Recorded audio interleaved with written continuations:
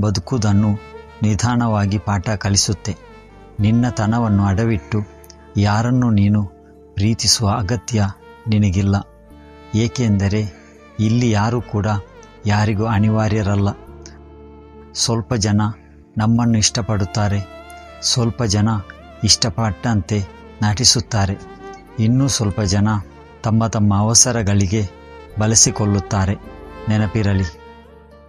ಆದರೆ ಯಾವಾಗ ನೀನು ನಿನ್ನ ಲಾಭಕ್ಕೋಸ್ಕರ ಬೇರೆಯವರ ಆತ್ಮ ಸಮ್ಮಾನವನ್ನು ಹಾಗೂ ಬೇರೆಯವರ ಸಂತೋಷವನ್ನು ಹಾಳು ಮಾಡಲು ನೀನು ಶುರು ಮಾಡುವೆಯೋ ಆಗಿನಿಂದಲೇ ನೀನು ನಿನ್ನ ಆತ್ಮಗೌರವವನ್ನು, ಆತ್ಮ ಸಮ್ಮಾನವನ್ನು ಹಾಗೂ ನಿನ್ನತನವನ್ನು ಕಳೆದುಕೊಳ್ಳಲು ಪ್ರಾರಂಭಿಸಿದೆ ಎಂದರ್ಥವಾಗಿರುತ್ತದೆ.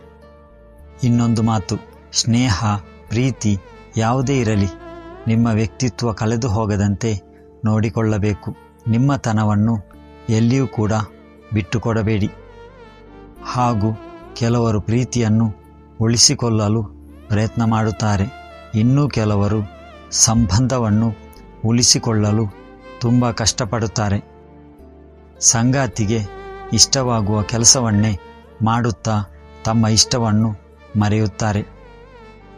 ಆದರೆ ಇದೇ ರೂಢಿಯಾದರೆ ವರ್ಷಗಳು ಕಳೆದಂತೆ ನಿಮ್ಮತನವೇ ಮಾಯವಾಗಿ ಸಂಗಾತಿ ಬಗ್ಗೆ ಒಂದು ರೀತಿಯ ದ್ವೇಷ ಹುಟ್ಟಿಕೊಳ್ಳಬಹುದು. ಇದರಿಂದ ಸಂಬಂಧಗಳು ಹಾಳಾಗುವ ಸಾಧ್ಯತೆಗಳು ಹೆಚ್ಚಿರುತ್ತದೆ.